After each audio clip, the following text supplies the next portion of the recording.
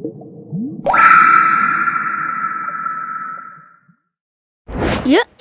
dukung UFIT TV dengan belanja di UFIT Store. www.ufitstore.com.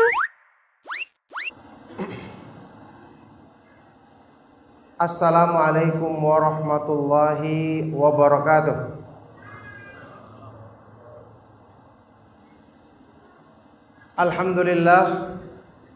Alhamdulillahi ala ihsanih, wa syukru lahu ala taufiqihi wa amtinanih, wa asyhadu an la ilaha illallah wahdahu la syarika lah ta'ziman li syanih, wa asyhadu anna Muhammadan abduhu wa rasuluhu ad-da'i ila ridwanih, sallallahu alaihi wa ala alihi wa ashabihi wa ikhwanih. Amma ba'du. Alhamdulillah, bapak-bapak, ibu-ibu, ikhwan dan akhwat sekalian rahimakumullah, kita bersyukur kepada Allah Subhanahu wa taala atas semua limpahan nikmat dan karunia-Nya. Alhamdulillah, pada pagi atau siang hari ini kita dipertemukan di majelis ilmu yang mulia di masjid Muslim Merapi yang mubarak insyaallah, dalam rangka untuk satu kebaikan besar, saling menasehati dalam ketaatan, ketakwaan kepada Allah Subhanahu wa taala.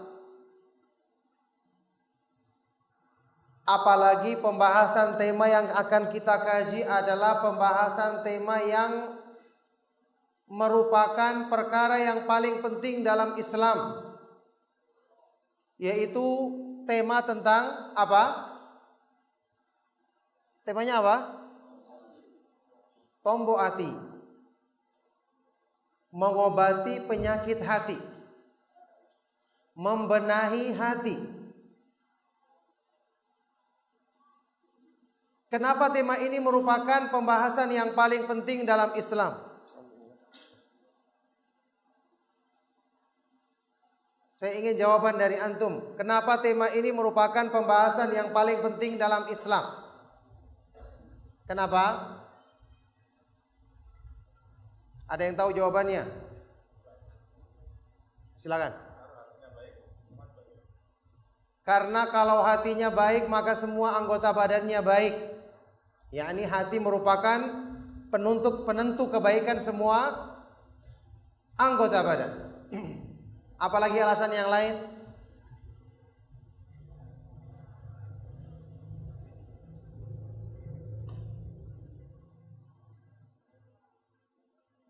Apalagi alasan yang lain? Kecil.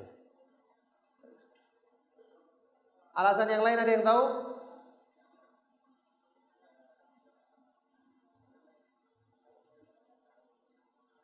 Kenapa pembahasan tentang membenahi hati merupakan pembahasan yang paling penting dalam agama?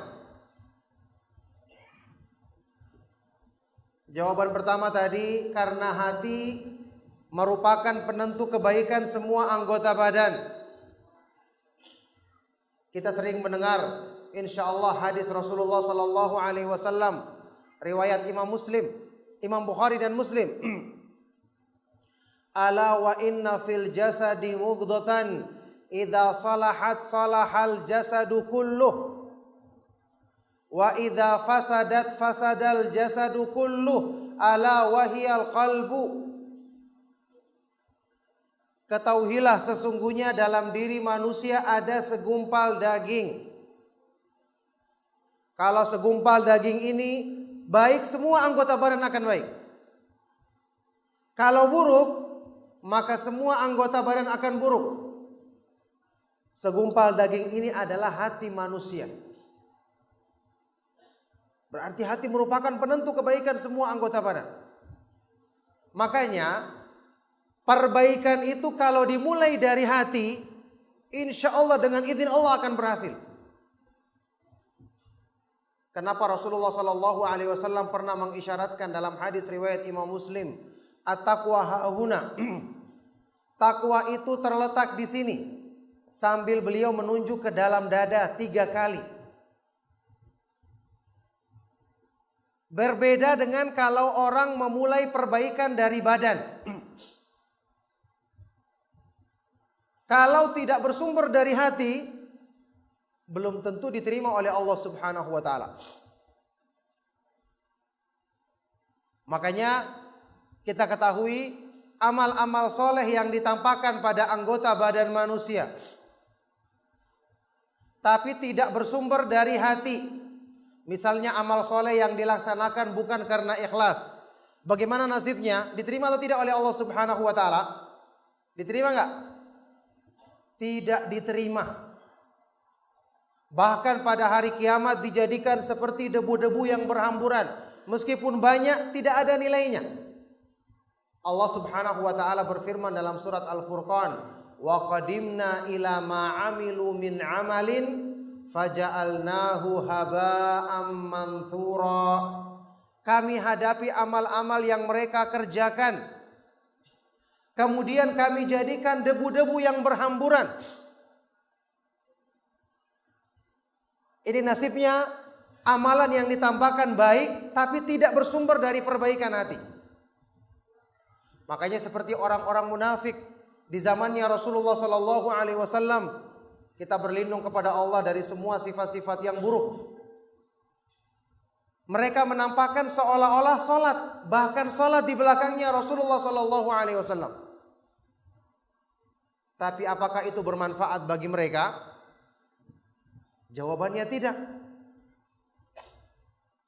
Innal munafiqina yukhadi'una Allah wa huwa khadi'uhum wa idza qamu ila salati qamu kusala yura'una an-nasa wa la yadhkuruna Allah illa qalila. Orang-orang munafik itu mereka ingin melakukan tipu daya kepada Allah. Padahal Allah Subhanahu wa taala Maha Kuasa membalas tipu daya mereka. Dan ketika mereka berdiri melaksanakan sholat, mereka berdiri sambil malas-malasan, berbuat riya, memamerkan amalnya kepada manusia, tidak ikhlas. Dan mereka tidak menyebut nama Allah kecuali sangat sedikit. Nah, ini menjadi perhatian bagi kita bahwa amal itu kalau dikerjakan, ditampakkan kelihatan baik pada anggota badan, itu belum tentu bersumber dari hati yang benar. Belum tentu bersumber dari hati yang benar. Karena apa yang dalam hati itu tidak bisa dilihat oleh manusia. Tersembunyi. Sebagai contoh, ya, di zamannya Rasulullah sallallahu alaihi wasallam, beliau pernah memperingatkan tentang sekelompok manusia yang mengaku berislam. Bukan cuma mengaku berislam, menampakkan diri kuat berpegang dengan Islam. Ini akan muncul, pertama kali muncul setelah wafatnya Rasulullah sallallahu alaihi wasallam, utamanya setelah meninggalnya Khalifatul Rasyid Umar ibn al-Khattab radhiyallahu taala anhu, yaitu orang-orang Khawarij, pemberontak dalam Islam. Kelompok pertama yang menjempal dalam Islam. Kerjanya selalu mengkafirkan kaum muslimin dan memberontak kepada pemerintah kaum muslimin. Mereka ini ketika menampakkan diri, menampilkan penampilan luar biasa, seolah orang-orang yang paling soleh, paling rajin baca Al-Quran, paling rajin sholat. Kalau kita lihat, disebutkan oleh Nabi SAW ciri-ciri mereka. Dalam hadis riwayat Muslim saja disebutkan mereka itu kalau menampakkan rajin ibadah, para sahabat saja yang rajin-rajin kalah kelihatannya. Rasulullah SAW bersabda, "Yahkiru ahadukum salatahu ma'a salatihim." Salah seorang dari kalian, wahai para sahabat, akan menganggap sedikit salatnya dibandingkan salat mereka. Dalam lafaz lain, laisat qira'atukum ila qira'atihim bisyai. Bacaan Al-Qur'an kalian dibandingkan dengan bacaan Al-Qur'an mereka tidak ada apa-apanya. Yakni kelihatan semangat. Kalau berbicara kelihatannya Al-Qur'an yang dibawakan. Yaquluna min khairi qawli khairil bariyah. Min khairi qawlil bariyah. Mereka selalu mengucapkan ucapan yang baik kalau didengar manusia. Itu juga disebutkan dalam hadis riwayat Imam Muslim. Ciri-ciri ini kalau dilihat sepintas akan memperdaya. Mengatakan, wah mereka ini luar biasa. Amalnya rajin, sholatnya banyak, baca Al-Qur'annya semangat. Bahkan mereka terkenal selalu berpuasa di siang hari. Tertipu sudah manusia. Tapi ternyata hati mereka rusak karena tidak beriman dengan benar, tidak mempelajari pembenahan hati seperti yang diajarkan oleh Rasulullah SAW, yang kemudian diajarkan oleh para sahabat radhiyallahu taala anhum ajma'in. Makanya Rasulullah SAW sewaktu mengingatkan keadaannya orang-orang Khawarij, pemberontak dalam Islam ini, beliau telah menegaskan dalam hadis sahih riwayat Imam Muslim, yakhruju fi akhiriz zamani qaumun ahdathul asnan sufahaul ahlam yaquluna min khairi qawlil bariyah yaqra'una al-Qur'ana la yujawizu hanajirahum fa idza laqitumuhum faqtuluhum fa inna fi qatlihim ajran liman qatalahum indallahi yaumal qiyamah. Akan keluar nanti di akhir zaman sekelompok orang yang mereka usianya masih baru, masih muda, tapi pemikirannya sempit, bodoh, tidak paham Islam secara mendalam. Ciri-cirinya mereka selalu mengucapkan ucapan-ucapan yang baik, mengakunya ingin berislam, mengembalikan kemuliaan Islam, mengakunya ingin berjihad, ingin beramar ma'ruf nahi mungkar. Kalimatnya baik-baik semua. Namanya juga propaganda, promosi. Tetapi yaqra'unal Qur'an la yujawizu hanajirahum. Ini intinya. Mereka rajin membaca Al-Qur'an, tapi Al-Qur'an tidak melampaui tenggorokannya, tidak masuk ke hatinya, tidak membenahi hatinya. Kelihatannya baik, akidahnya rusak karena Al-Qur'an tidak pernah menyentuh hatinya, apalagi memperbaikinya. Akhirnya yamrukuna minad-din kama yamruku sahmu minar ramiyah. Mereka ini keluar dari agama, jauh meninggalkan agama, sebagaimana anak panah yang ditembak dari jarak dekat kemudian menembus sasaran dan keluar lagi. Fa idza laqitumuhum, kalau kamu jumpai mereka, faqtuluhum, maka bunuhlah mereka ini, karena sesungguhnya orang-orang yang membunuh mereka ini akan mendapatkan pahala di sisi Allah pada hari kiamat. Ini perintah kepada pemerintah kaum muslimin, kepada penguasa. Kalau ada mereka-mereka ini yang gemar membuat teror, kekacauan, itu pantas untuk dikejar dan dibunuh. Pantas untuk dibunuh. Ini hukumnya bagi mereka. Taib, yang kita ingin perhatikan, apa yang disebutkan dalam hadis ini adalah keadaan mereka-mereka yang menampilkan diri seperti orang-orang yang baik, rajin beribadah, berkoar-koar ingin berjihad di jalan Allah, beramar ma'ruf nahi mungkar. Ternyata perbaikan hati tidak mereka usahakan dengan petunjuk Al-Qur'an dan dengan petunjuk hadis-hadis Rasulullah sallallahu alaihi wasallam. Inilah orang-orang Khawarij yang saat ini wujudnya adalah seperti para teroris pemberontak yang mudah melakukan pembunuhan, bahkan membinasakan banyak orang melalui cara bom bunuh diri. Yang bom bunuh diri ini sendiri dalam Islam hukumnya bukan mati syahid, mati konyol, atau mati sangit, ya, mati hangus. Karena hukumnya dosa besar membunuh diri dalam Islam, iya kan? Semua kaum muslimin tahu. Biar orang yang baru belajar agama tahu. Apa hukumnya bunuh diri? Hukumnya dosa besar, dilarang dalam Islam, iya kan? Al-Quran menegaskan, wala taqtulu anfusakum innallaha kana bikum rahima. Jangan kamu membunuh dirimu sendiri. Bahkan orang yang sengaja membunuh dirinya dengan sesuatu, dengan alat, dengan sesuatu yang sering dikonsumsinya misalnya, sesuatu itu akan dijadikan siksaan untuk dirinya di neraka pada hari kiamat. Itu disebutkan dalam hadis riwayat Imam Muslim. Man qatala nafsahu bi syai'in udziba bihi fi nari jahannam khalidan mukhalladan. Barang siapa yang membunuh dirinya dengan sesuatu, maka sesuatu ini dijadikan untuk azab, siksaan bagi dirinya di neraka, khalidan mukhalladan, selama-lamanya. Bagaimana mungkin ini merupakan jihad di jalan Allah kalau melanggar sesuatu yang merupakan hukumnya dosa besar dalam Islam.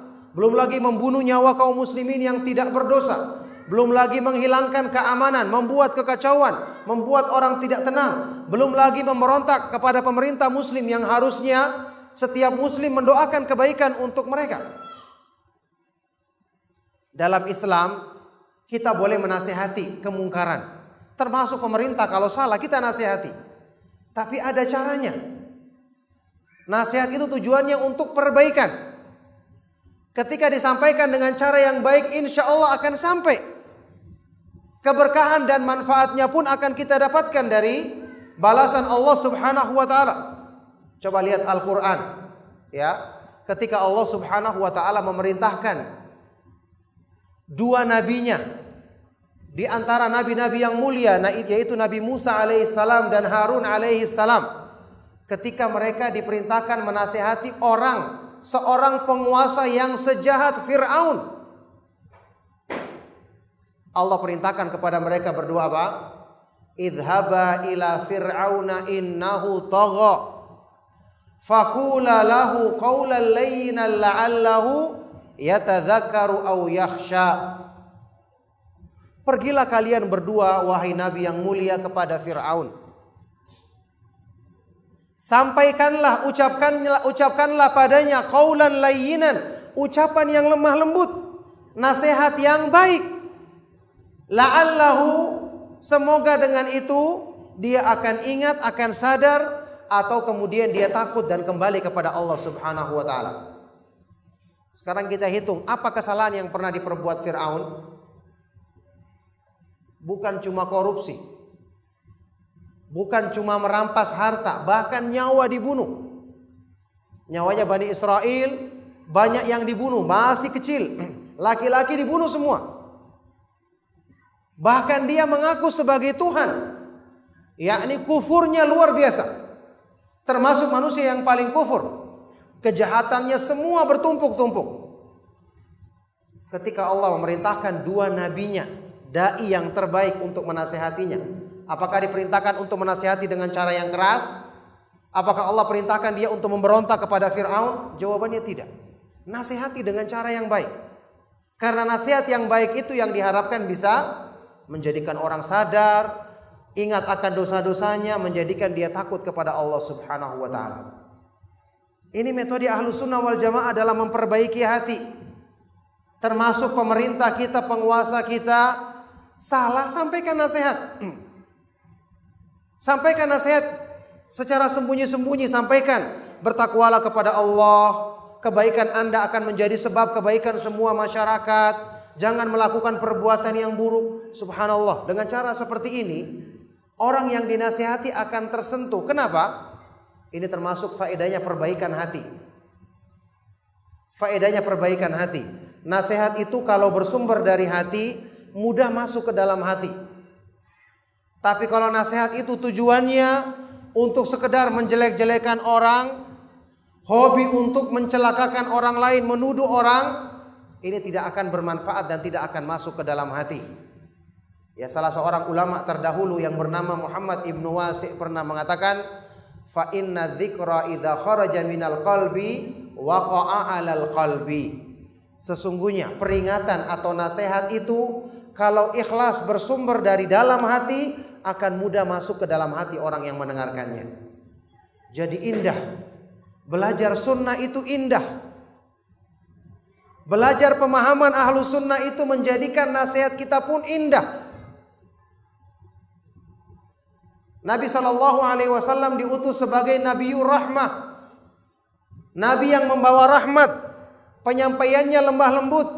Fabima rahmatim minallahi linta lahum walau kunta faddan ghalidhal qalbi lam faddu min haulik. Disebabkan rahmat dari Allah Subhanahu wa taala, maka engkau wahai Rasulullah berlaku lunak lemah lembut terhadap kaum muslimin di sekitarmu. Walau kunta, seandainya kamu adalah seorang yang fadh, keras dan kaku hatinya, orang yang kaku dan keras hatinya, niscaya mereka akan lari dari sisimu. Jadi Nabi Muhammad SAW saja yang menyampaikan nasihat dan dakwah yang terbaik, cara penyampaiannya paling baik. Kalau keras cara menyampaikannya, para sahabat yang iman mereka demikian baik bisa lari. Apalagi orang-orang sekarang. Makanya metode dakwah yang dibawa oleh pemahaman Nabi Muhammad SAW dan para sahabat, pemahaman ahlu sunnah wal jamaah, selalu mengedepankan nasihat yang baik dan lemah lembut. Kita memang tidak boleh mendiamkan kesalahan orang, tapi sampaikanlah dengan cara yang baik. Berusahalah untuk menyentuh hati mereka. Setiap manusia punya asal kebaikan. Kita ketahui setiap manusia itu diciptakan di dunia dalam keadaan lurus. Dalam hadis qudsi riwayat Imam Muslim, Allah Subhanahu wa taala berfirman, "Inni khalaqtu ibadi hunafa'a thumma innahu atathumus syayatinu fajtalathum an dinihim." Aku menciptakan hamba-hambaku manusia semua dalam keadaan hanif, hatinya lurus, cenderung kepada kebenaran. Kemudian syaitan mendatangi mereka dan memalingkan mereka dari fitrah yang lurus tadi. Jadi kita semua lahir suka dengan kebenaran. Hati kita rindu dengan kebenaran. Tapi syaitan datang memalingkan. Makanya waktu kita ajak orang kembali kepada kebenaran, itu berarti mengetuk hatinya untuk kembali kepada fitrahnya. Insya Allah ini mudah. Kalau orang itu tidak terpengaruh dengan sikap-sikap kasar yang disampaikan oleh seorang yang memberikan nasihat, niscaya dia akan terima nasihat tersebut.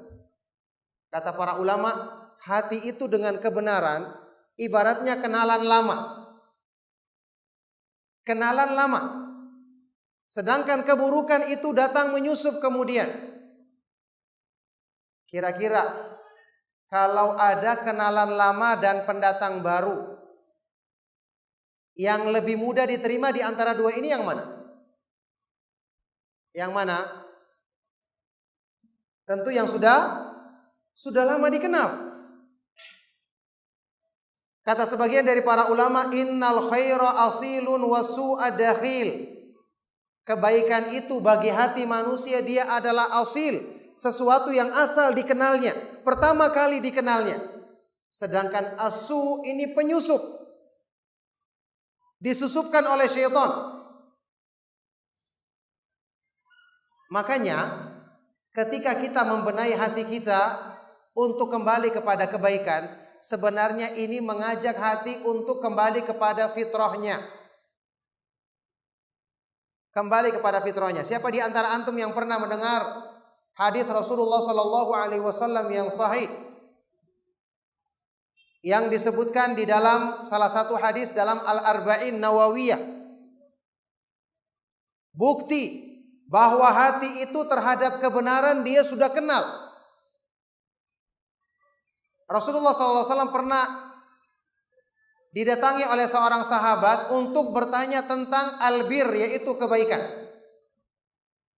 Apa kata Nabi SAW untuk mengenal kebaikan? Beliau bersabda, istafti qalbak fa innal birra matma'annat ilaihi nafsu wa sakana ilaihil qalbu. Minta fatwa, bertanya ke hatimu, enggak usah jauh-jauh, tanyakan kepada hatimu. Karena kebaikan itu adalah yang hati kita tenang melakukannya dan jiwa kita tentram kepadanya.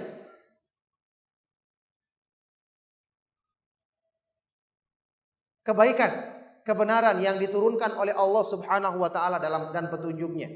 Inilah yang menenangkan hati. Sekarang kalau saya tanya sama antum, kenapa hati itu cenderung dan tenang kepada kebenaran? Kenapa hati itu, jiwa itu merasa tentram dengan petunjuk Allah? Apa sebabnya? Apa jawabannya? Sederhana saja, tidak perlu pakai dalil. Spontan. Kenapa hati manusia selalu tenang ketika dia mengenal petunjuk Allah? Kenapa jiwa tentram ketika dia mengikuti Al-Quran dan hadis-hadis Rasulullah SAW? Kenapa? Karena apa? Karena sesuai dengan fitrah. Betul. Ada lagi yang lain? Karena yang menciptakan hati, menciptakan jiwa manusia siapa?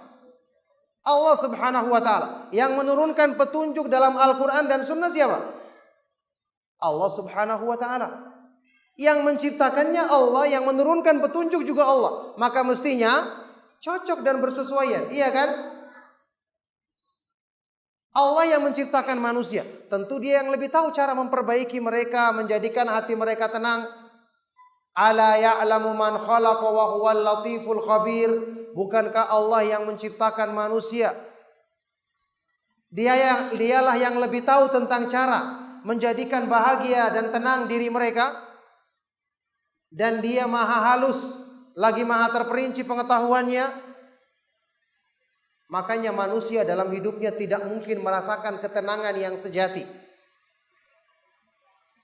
Tidak mungkin merasakan kedamaian yang hakiki sampai dia dekat dengan petunjuk Allah, meluruskan kembali fitrahnya, menyingkirkan keburukan-keburukan dari tipu daya syaitan yang telanjur menempel di hatinya, yaitu dengan kembali dia belajar agama, membaca Al-Quran dan merenungkan isinya, belajar hadis-hadis Rasulullah sallallahu alaihi wasallam.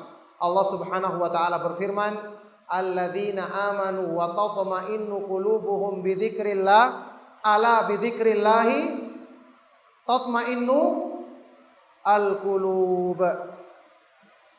Orang-orang yang beriman dan hati mereka menjadi tenang ketika mengingat Allah, dekat dengan Allah, belajar petunjuk Allah. Ketahuilah dengan mengingat Allah, mempelajari petunjuk Allah, hati manusia menjadi tenang. Hati manusia jauh dari segala kegundahan, kegelisahan. Coba lihat.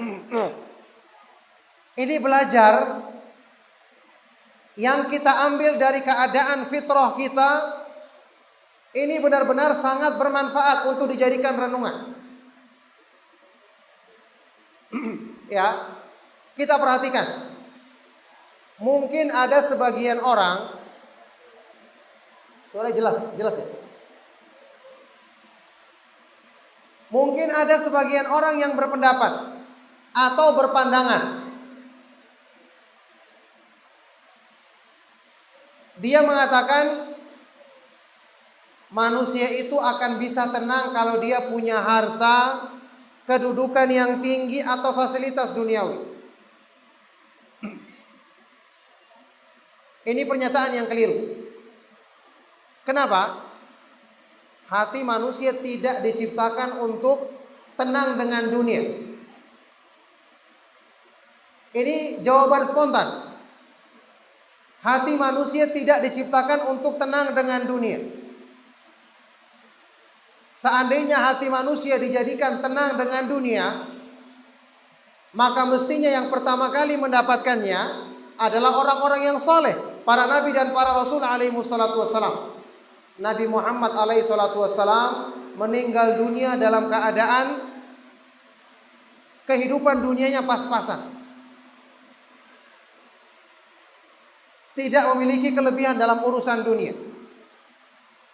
Kemudian, kalau ada orang yang katanya merasakan tenang dengan dunia, maka itu tidak akan bertahan lama. Kenapa? Dunia itu sifatnya, kalau kita menyukai sesuatu, kita akan bosan dan berpindah kepada sesuatu yang berikutnya. Karena perhiasan dunia itu bertingkat-tingkat. Hari ini kita menyukai harta, besok lagi cari kedudukan. Hari ketiga mencari kendaraan mewah, hari berikutnya tempat tinggal, hari berikutnya perhiasan, hari berikutnya seterusnya. Selama hati itu cinta kepada dunia yang berlebihan, dia tidak akan pernah tenang. Karena sifatnya hati manusia tidak akan pernah terpuaskan dengan dunia yang memang tidak diciptakan hati itu untuk mencintainya. Rasulullah Shallallahu Alaihi Wasallam pernah bersabda tentang bagaimana hati itu kalau mengejar dunia. Hadis riwayat Imam Bukhari dan Muslim. Rasulullah Shallallahu Alaihi Wasallam bersabda, "Lau kana libni Adam wadiyani min dhahabin labtagha lahuma thalithan." Seandainya seorang manusia punya dua lembah, antum tahu lembah? Wilayah di antara dua gunung besar. Seandainya ada di antara kita, ya, seorang manusia punya dua lembah, tempat yang besar, yang penuh berisi dengan uang emas, penuh dengan harta. Bukan cuma satu lembah, dua lembah. Apa yang terjadi? Apakah dia puas? Nabi SAW bersabda tidak. Labtagha lahuma thalithan. Dia akan mencari lembah yang ketiga. Hati itu tidak akan pernah puas dengan dunia. Karena memang dunia tidak diciptakan untuk memuaskan hati. Masalahnya tidak klop, tidak pas dan tidak cocok. Makanya saya katakan tadi, mungkin ada orang yang ketika dapat dunia senang, tapi kesenangannya tidak bertahan lama. Senang 1 hari 2 hari, setelah itu pikirannya berpikir lagi, bagaimana cara saya mempertahankan dunia ini, bagaimana cara saya meningkatkan. Sifatnya dunia itu tidak menjadikan manusia puas. Disinilah akan berawal malapetaka bagi hati manusia itu. Karena kalau dia sudah mencintai dunia, pikirannya akan terkuras, tenaganya akan terforsir mengejarnya. Kegundahan selalu meliputi dirinya karena mikir dunia tadi. Orang seperti ini bagaimana akan tenang hidupnya? Kata Imam Ibnu Qayyim rahimahullah ta'ala, hubbud dunya lahu thalathu afat. Mencintai dunia secara berlebihan, itu paling tidak ada 3 malapetaka yang akan menimpa orang ini. Pertama apa? Hammun lazim. Kekalutan pikiran yang terus menyertai. Bagaimana kalutnya pikirannya? Dia dapat uang banyak, pikirannya pusing. Bagaimana cara mempertahankan omset yang banyak ini, keuntungan yang banyak supaya tidak berkurang di bulan berikutnya. Ternyata bulan berikutnya dia berhasil pertahankan, bahkan meningkat.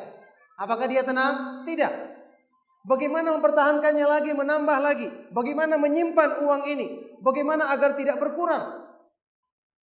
Ingat, manusia tidak diciptakan untuk tenang dengan harta. Maka tidak mungkin tenang dengan harta. Pasti ada saja cara untuk menjadikan kita galau dan gundah meskipun harta kita banyak. Kata Ibnu Qayyim, yang pertama itu kekalutan pikiran yang selalu menyertai. Yang kedua, pikiran kalut apa? ta'abun daim, tenaga payah, capek, kecapean pada fisik yang terus-menerus. Pikirannya terkuras, otomatis tenaganya bekerja terus. Makanya banyak orang-orang kaya tidak pernah sempat menikmati kekayaannya. Takut habis, takut kemudian dicuri orang, takut nanti berkurang. Akhirnya siang malam dia bekerja, pikirannya kalut, tenaganya terforsir, payah. Dan yang ketiga, hasratun la tanqadi, penyesalan yang tidak akan terputus. Betul-betul menderita lahir dan batin. Tiba-tiba dia meninggal dunia. Hartanya belum sempat dinikmati, pikirannya belum dijadikan tenang, tenaganya belum pulih capeknya, tiba-tiba dia meninggal dunia. Setelah dia meninggal, hartanya kemana? Diambil oleh ahli warisnya, dinikmati oleh orang lain, sementara dia yang bertanggung jawab di hadapan Allah Subhanahu wa taala. Dari mana hartanya, kemana dibelanjakannya? Kerugiannya bukan cuma di dunia, di akhirat pun dia menderita. Coba lihat, kalau orang salah dalam mencari obat penyakit hati, akhirnya malah menjadi musibah bagi dirinya. Kebahagiaan itu milik Allah. Diturunkan sebab-sebab petunjuknya dalam agamanya. Makanya tidak mungkin bahagia orang yang berpaling dari petunjuk agama Islam. Maha benar Allah Subhanahu wa taala yang berfirman dalam Al-Qur'an, "Fa imma ya'tiyannakum minni hudan famanittaba'a hudaya fala yadhillu wa la yashqa." Dan jika datang kepadamu petunjuk dariku wahai manusia, maka barang siapa yang mengikuti petunjukku, dia tidak akan tersesat dan tidak akan sengsara hidupnya. Wa man a'rada an dzikri fa innalahu ma'isyatan dhanka wa nahsyuruhu yaumal qiyamati a'ma. Tapi barang siapa yang berpaling dari peringatan Allah, maka dia akan merasakan kehidupan yang sempit di dunia, dan di akhirat nanti dia akan dikumpulkan dalam keadaan buta, menderita dunia akhirat. Makanya bapak-bapak, ibu-ibu, ikhwan dan akhwat, jamaah sekalian rahimakumullah, setelah kita mengetahui keadaan ini, bahwasanya Allah Subhanahu wa taala yang maha sempurna rahmat dan karunia-Nya menurunkan agama untuk membahagiakan hamba-hambanya yang beriman di dunia sebelum kebahagiaan di akhirat. Karena kebahagiaan ini sumbernya dari dalam hati, seperti hadis yang disebutkan tadi, ala wa inna fil jasadi mughdatan idza salahat salahal jasadu kullu wa idza fasadat fasadal jasadu kullu ala wa hiyal qalbu. Ketahuilah dalam diri manusia ada segumpal daging, yaitu hatinya. Kalau hati ini baik, semua anggota badannya baik. Kalau buruk, maka semua anggota badannya akan buruk. Makanya petunjuk Allah itu diturunkan, tujuan utamanya adalah untuk membersihkan penyakit hati, menghilangkan kotoran-kotorannya yang telah dibisikkan oleh syaitan untuk menghalangi manusia dari kebahagiaannya. Oleh sebab itu, kenapa Al-Quran diturunkan? Fungsi terbesarnya adalah syifa'un lima fis sudur, obat bagi penyakit hati manusia. Fungsi terbesarnya adalah untuk tombok hati. Seperti tema yang kita bahas dalam kajian kali ini. Itu dinyatakan dalam firman Allah Subhanahu wa taala, ya ayyuhan nasu qad ja'atkum mau'izatun mir rabbikum wa shifaa'un lima fis sudur wa hudaw wa rahmatul lil mu'minin. Wahai manusia, sungguh telah datang kepadamu mau'izah, sebaik-baik nasihat dari Allah, wa shifaa'un lima fis sudur, dan obat bagi penyakit hatimu, yaitu dalam Al-Quran. serta petunjuk dan rahmat bagi orang-orang yang beriman. Allah mengetahui hati manusia itu tempatnya gundah, galau, tempatnya tidak tenang. Tempat yang kalau dia buruk maka akan buruk semua anggota badannya. Makanya Allah turunkan petunjuk dalam Al-Quran.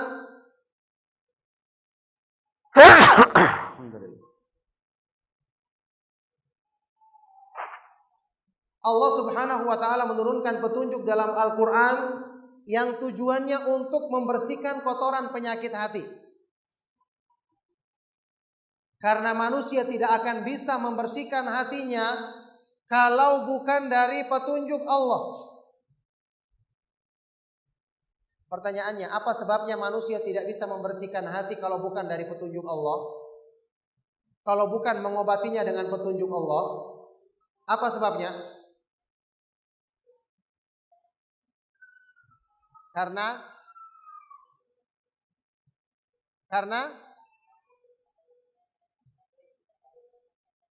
hati yang kurang jelas, hati yang menyembuhkannya dari Allah gitu. Yang menciptakannya adalah Allah. Iya. Karena hati itu yang menciptakan adalah Allah Subhanahu wa taala. Ada jawaban lain?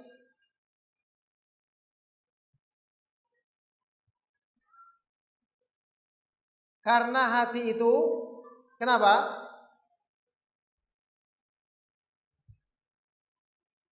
Tidak ada yang bisa menguasainya, tidak ada yang bisa merubahnya, tidak ada yang bisa membolak-balikannya selain Allah Subhanahu wa taala. Muqallibul qulub, yang maha kuasa membolak-balikan hati manusia. Manusia itu dari hati terhalangi, tidak bisa dia ikut campur dalam urusan hatinya. Kalau anggota badan bisa kita atur-atur. Kayak orang-orang munafik tadi, bisa dia tampakkan seolah-olah badannya baik, tapi hatinya penuh dengan keburukan. Makanya Allah Subhanahu wa taala berfirman, "Wa'lamu annallaha yahulu bainal mar'i wa qalbi." Ketahuilah Allah dialah yang membatasi manusia dari hatinya. Hati itu urusan yang maha kuasa merubahnya cuma Allah Subhanahu wa taala. Rasulullah SAW dalam hadis riwayat Imam Muslim pernah bersabda, "Inna quluba bani Adam kullaha baina isba'aini min asabi'ir rahman, kaqalbin wahidin yusarrifuhu haitsu yasha." Semua hati manusia terletak di antara dua jari dari jari-jarinya Allah Subhanahu wa taala yang Maha Pemurah. Allah bolak-balikan sesuai dengan kehendaknya. Jadi urusan hati itu bukan urusan yang bisa diatur oleh kita manusia. Makanya ada sebagian orang, dia ingin perbaiki hatinya dengan melakukan menyendiri di hutan-hutan bertapa. Seperti modelnya ibadah orang-orang Hindu atau orang-orang Buddha. Ini demi Allah justru merusak hati. Orang yang bertapa ini tidak akan melaksanakan sholat, tidak sholat berjamaah. Dia tidak akan menasihati dan dinasihati, tidak akan saling tolong-menolong dengan kaum muslimin yang lain. Ini tercela dalam agama. Ada juga orang-orang yang katanya ingin mengobati penyakit hatinya dengan cara mengharamkan yang halal, menghalalkan yang haram. Tidak mau makan daging, tidak mau makan yang enak, tidak mau berpakaian yang indah, tidak mau menikah. Ini semua dilarang dalam Islam. Segala sesuatu yang dihalalkan oleh Allah Subhanahu wa taala, kalau kita konsumsi dengan benar, tidak berlebih-lebihan, ini bala mendatangkan kebaikan lahir dan batin pada diri kita. Jadi keliru kalau orang itu ingin melakukan perbaikan hati dengan cara-cara yang melanggar petunjuk Allah. Ini yang pernah ditegur oleh Rasulullah sallallahu alaihi wasallam ketika ada sebagian dari sahabat yang datang ke rumah beliau, kemudian mereka ingin melakukan ibadah, sebagiannya bahkan melampaui batas, ada yang tidak mau menikah sama sekali. Nabi SAW menegur dengan mengatakan, "Ala in ama wallahi inni la akhsyakum lillahi wa atqakum lahu." ketahuilah demi Allah, akulah orang yang paling bertakwa dan paling takut kepada Allah dibandingkan kamu sekalian, yaitu Rasulullah SAW. Walakinni, akan tetapi aku tetap melakukan hal-hal yang diperintahkan, termasuk wa atazawwajun nisa, saya juga menikah, bergaul dengan istrinya selayaknya manusia normal yang lainnya. Kemudian beliau mengancam di akhir hadis ini, faman raghiba an sunnati falaisa minni, barang siapa yang tidak suka dengan cara-caraku beribadah kepada Allah, dia bukan golonganku, bukan termasuk umatku, umatnya Rasulullah sallallahu alaihi wasallam. Jadi orang kalau tidak kenal agama tidak akan bisa memperbaiki hatinya. Justru dia akan semakin merusak hatinya, semakin menjauhkannya dari Allah Subhanahu wa taala. Makanya sejak awal saya sudah terangkan, Allah menurunkan petunjuk terbaik karena Dia Maha mengetahui tentang kondisi yang diciptakannya. Makhluk kita semua diciptakan oleh Allah lahir dan batin. Sesuai dengan kebutuhan itulah Allah menurunkan petunjuk dalam agamanya. Makanya memperbaiki hati harus dimulai dengan belajar petunjuk Allah dengan pemahaman yang benar. Menghadiri kajian-kajian, mendengarkan penjelasan dari para ulama ahlu sunnah. Kajian-kajian rutin yang dilaksanakan, alhamdulillah, seperti di masjid ini, yang membaca Al-Quran dengan penafsiran dari para ulama ahlu sunnah wal jamaah, membaca hadis-hadis Rasulullah sallallahu alaihi wasallam dengan penjelasan para ulama ahlu sunnah wal jamaah. Ini adalah sebaik-baik cara untuk mengobati penyakit hati. Imam Ibnu Qayyim rahimahullah taala berkata, innal qalba la yasda wa jala'uhu bi dzikrillahi azza wa jal. Sesungguhnya hati manusia itu bisa berkarat, kama yasda'un nuhas, sebagaimana tembaga atau logam bisa berkarat. Kalau lama tidak dibersihkan, kena air, dia akan berkarat, lama-kelamaan keropos. Dan cara untuk membersihkannya, menghilangkan karatnya, menjadikannya bening kembali adalah dengan kembali kepada petunjuk Allah, mempelajari, memahami dan mengamalkan petunjuk Allah sebagaimana yang diturunkannya kepada Nabi kita Nabi Muhammad sallallahu alaihi wasallam. Makanya inilah fungsinya mempelajari petunjuk Allah. Semakin banyak yang kita pelajari, semakin banyak yang kita pahami, semakin banyak bagian perbaikan yang kita usahakan untuk hati kita. Berarti semakin banyak kebaikan dan kebahagiaan hidup yang kita rasakan. Seiring dengan semakin banyaknya pemahaman Islam yang kita pahami dengan benar. Maha benar Allah Subhanahu wa taala yang berfirman dalam Al-Qur'an, ya ayyuhalladzina amanu stajibu lillahi walir rasuli idza da'akum lima yuhyikum. Wahai orang-orang yang beriman,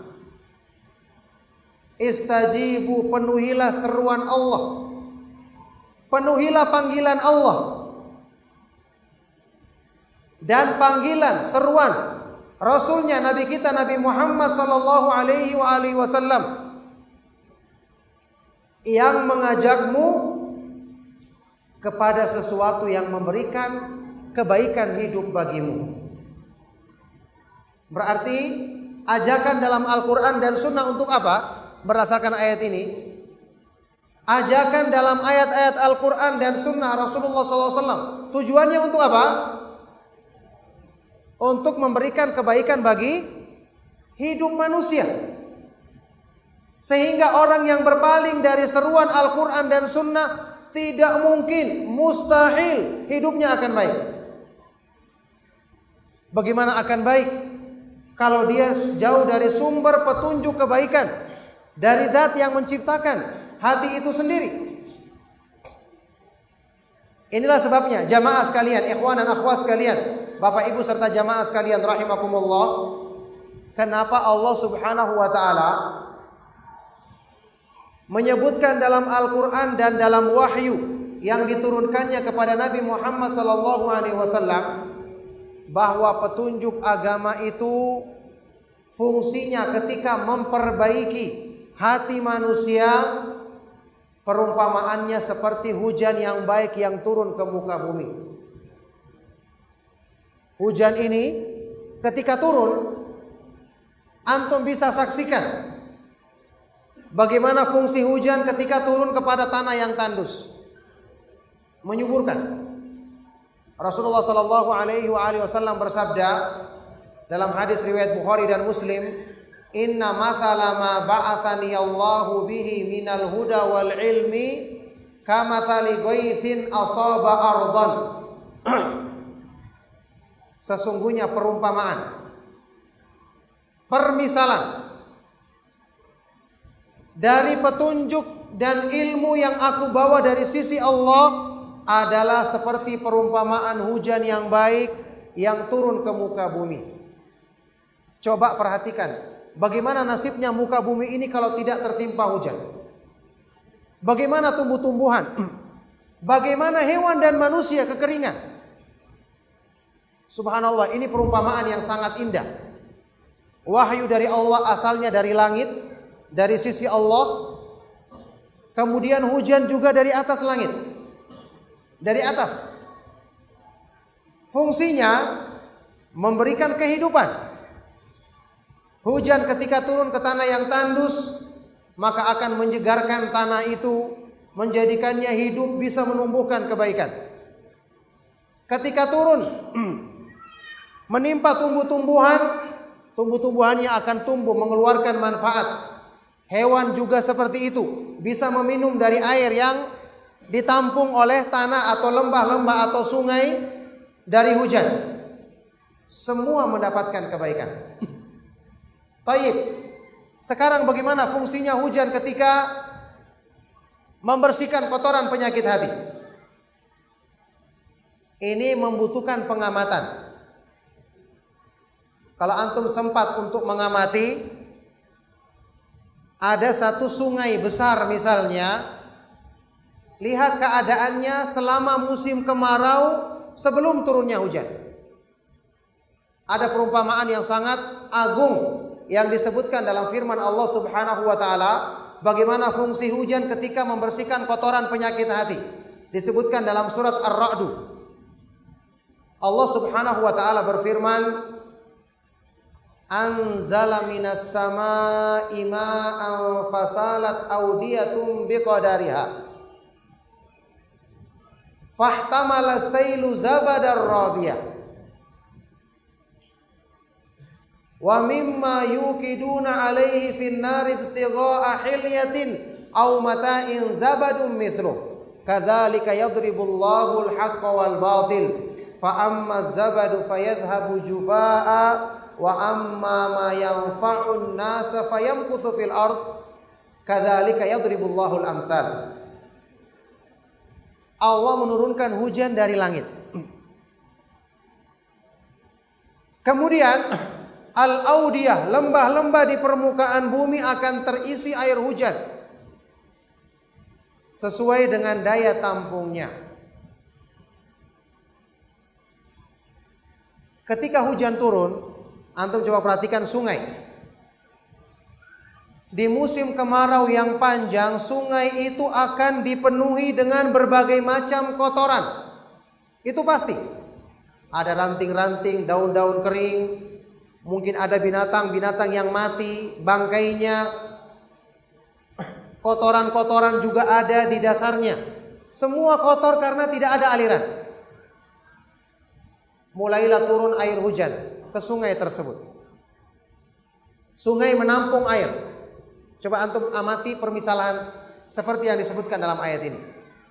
Bagaimana keadaan air itu?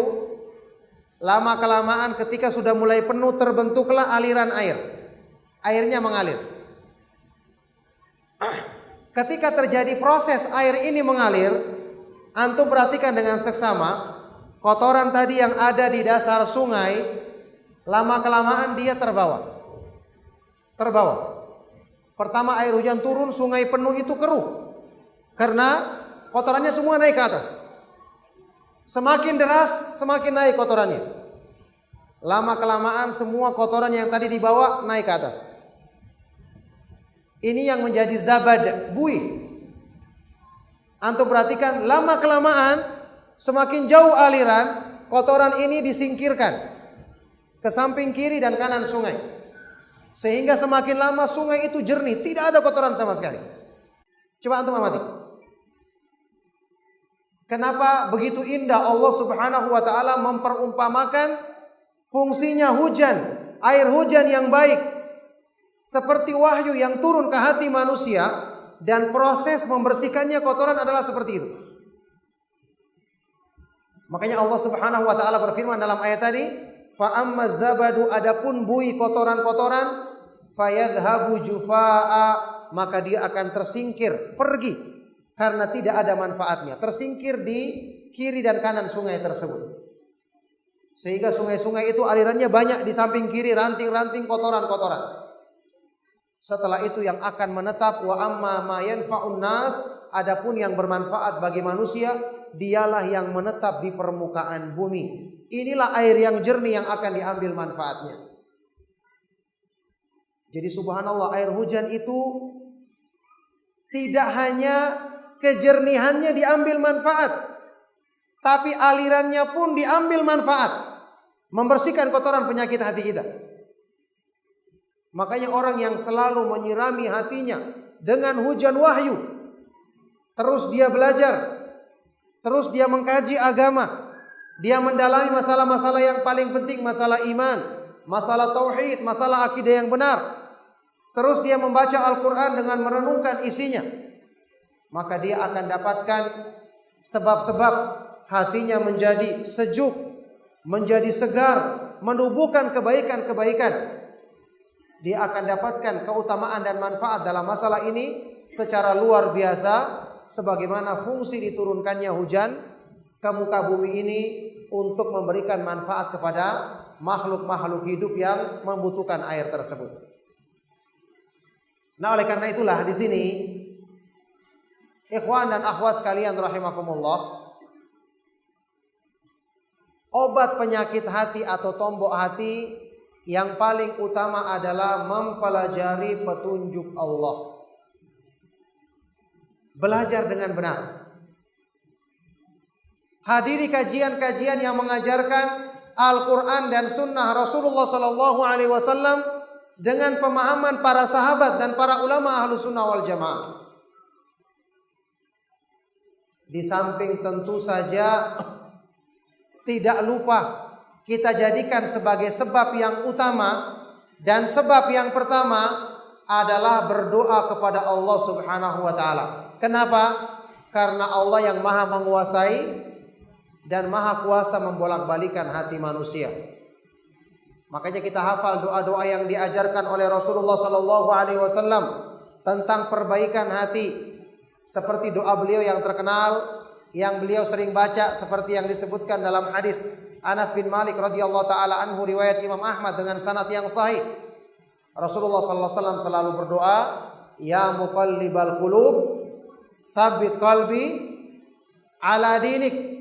Wahai Allah yang maha menguasai, membolak-balikan hati manusia. Apa itu? Tsabbit qalbi ala dinik. Kuatkanlah hatiku di atas agamamu. Kuatkan hatiku di atas agamamu. Kemudian doa yang lain dalam hadis riwayat Imam Muslim untuk mensucikan jiwa.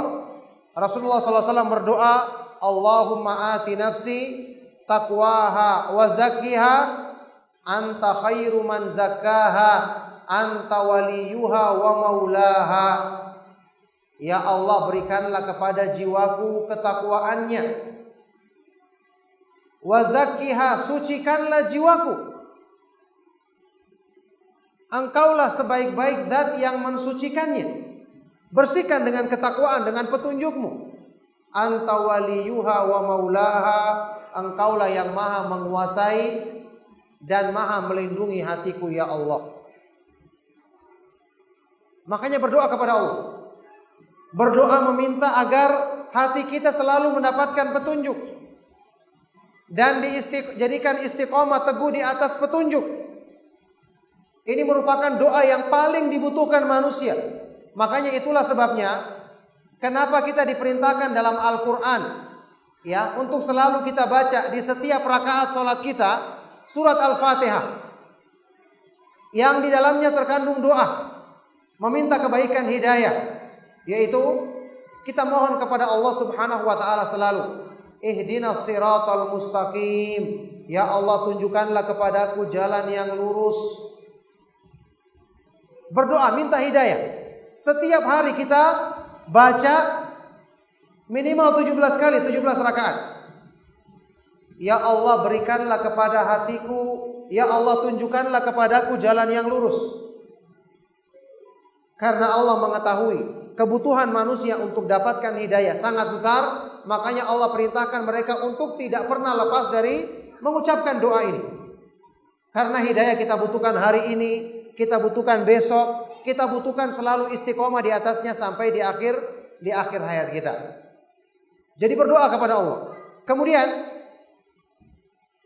pada saat yang bersamaan dengan rajin berdoa, kita juga tadi rajin mempelajari petunjuknya. Membaca Al-Quran, mengkajinya dengan pemahaman yang benar. Kita baca di rumah kita dengan berusaha merenungkan isinya, minimal baca terjemahannya. Al-Quran diturunkan untuk mengobati penyakit hati. Makanya hati kita harus tersentuh dengan makna dan kandungannya. Jadi jangan cuma mencukupkan diri dengan baca huruf-hurufnya, sementara kandungannya tidak pernah kita pahami sehingga hati tidak tersentuh dengan keindahan Al-Quran.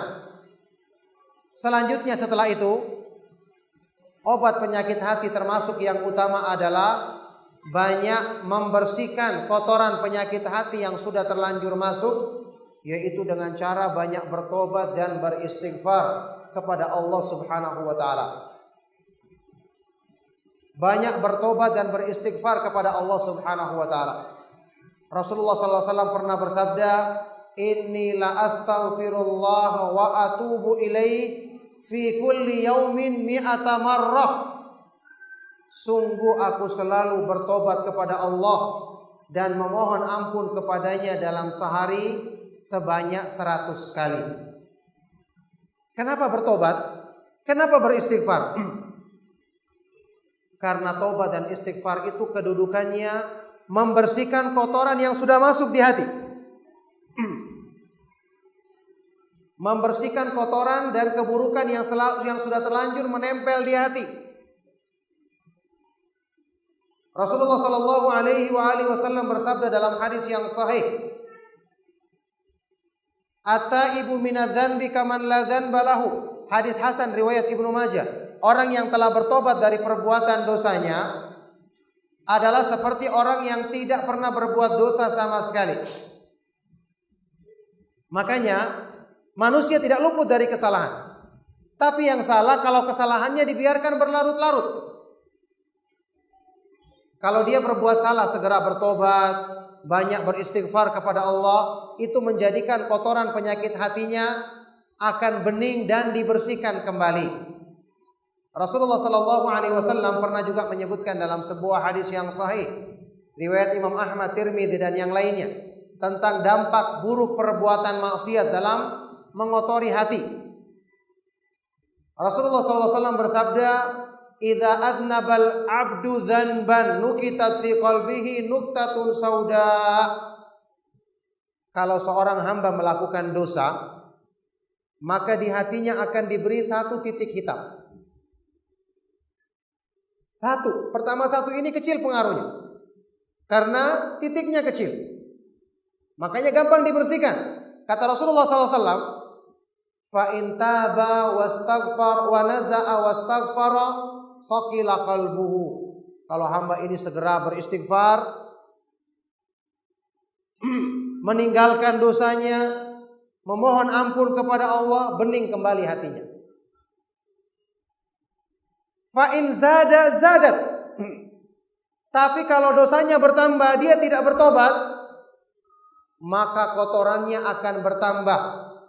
banyak, titiknya semakin tersebar, sehingga lama-kelamaan hatta ta'lu wa qalbahu, lama-kelamaan menutupi dan meliputi semua permukaan hatinya.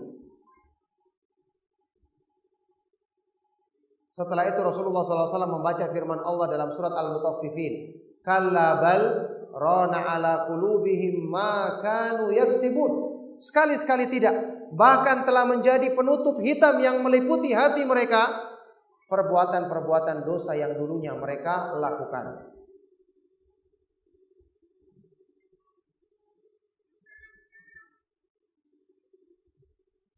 Nah, jadi jamaah sekalian, Bapak Ibu serta jamaah sekalian rahimakumullah,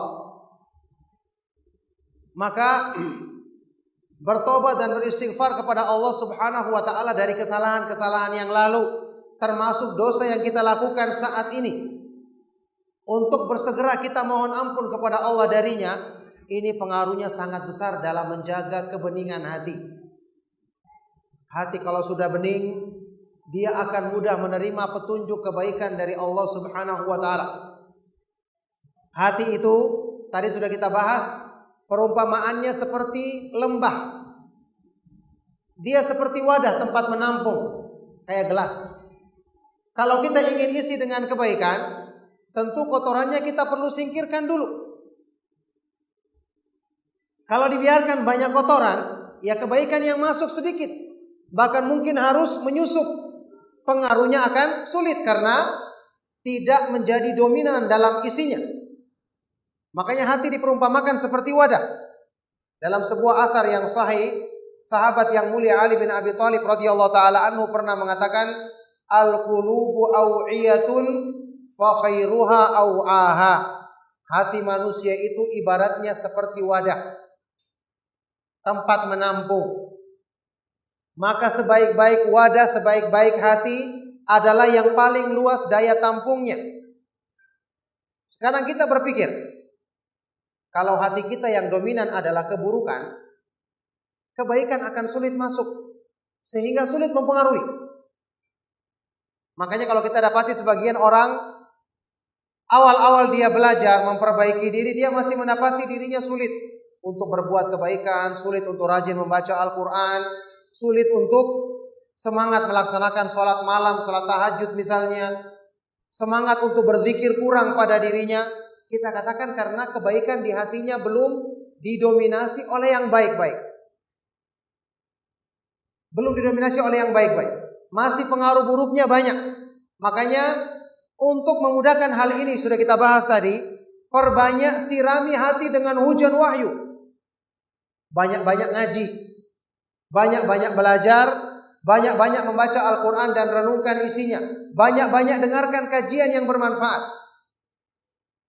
Ini akan memudahkan untuk kotoran-kotoran yang buruk tadi akan tersingkir, sehingga kebaikan akan masuk. Lama-kelamaan tersingkir keburukan, kebaikan lagi akan masuk. Ingat sudah kita bahas sejak awal tadi, kebaikan itu asal yang dikenal oleh hati. Kalau diberikan jalan, maka hati akan mudah menerima dan kebaikan itu akan mudah menempel pada hati manusia. Makanya inilah yang berusaha untuk kita lakukan, dengan tidak lupa banyak berdoa kepada Allah Subhanahu wa taala, memohon agar dimudahkan hati kita kembali kepada fitrahnya, dijadikan bersih dari kotoran-kotoran yang menghalangi kebaikannya. Kemudian dengan banyak belajar petunjuknya, kemudian banyak berusaha untuk memperbaiki diri, memohon ampun kepada Allah Subhanahu wa taala dari perbuatan-perbuatan dosa yang kita lakukan. Ini akan menjadi sebaik-baik sebab untuk mengembalikan hati kita menjadi hati yang baik dan bersih, yang kemudian dengan mudah untuk kita isi dengan takwa kepada Allah Subhanahu wa taala, mudah untuk diisi dengan keikhlasan, mudah untuk diisi dengan semangat dalam melakukan kebaikan. Kenapa demikian? Hati itu kalau telah diisi dengan kebaikan, maka dia akan cinta kepada kebaikan. Kalau dia sudah mencintai kebaikan, otomatis dia akan melakukannya dengan nikmat. Pada saat itulah hati akan berlomba-lomba dalam kebaikan, semangat dalam berzikir kepada Allah, semangat dalam membaca Al-Quran. Ini seperti sifat hamba-hamba Allah yang soleh yang disebutkan dalam Al-Quran. innahum kanu yusari'una fil khairat. Mereka adalah orang-orang yang selalu bersegera dan berlomba-lomba dalam kebaikan. Ulaika yusari'una fil khairati wa hum laha sabiqun. Mereka adalah orang-orang yang selalu bersegera dalam melakukan kebaikan dan mereka berlomba-lomba mengerjakannya. Inilah keadaan hati yang sempurna imannya. Pada saat inilah manusia akan merasakan manisnya iman, lezatnya iman, bahkan menjadikan iman itu sebagai perhiasan yang terindah di dalam hatinya. Ketika halnya sudah keadaannya seperti ini, maka kehidupannya di dunia ini akan dipenuhi dengan kebahagiaan sebelum dia mendapatkan kebahagiaan yang lebih sempurna di akhirat nanti. Allah Subhanahu wa taala berfirman, "Man 'amila shalihan min dzakarin aw untha wa huwa mu'minun falanuhyiyannahu hayatan thayyibatan wa lanajziyannahum ajrahum bi ahsani ma kanu ya'malun." Barang siapa yang mengamalkan amalan saleh dari kalangan laki-laki maupun perempuan, maka sungguh-sungguh akan kami berikan untuknya kehidupan yang indah di dunia ini, dan di akhirat nanti kami akan berikan balasan yang lebih baik daripada apa yang mereka kerjakan di dunia ini. Maka ikhwani wa akhwati fiddin, Bapak Ibu serta jamaah sekalian rahimakumullah, inilah obat penyakit hati yang akan membawa seorang hamba merasakan kebahagiaan yang sesungguhnya di dunia ini, yang dengan gambaran itulah dia akan merasakan kebahagiaan di akhirat nanti.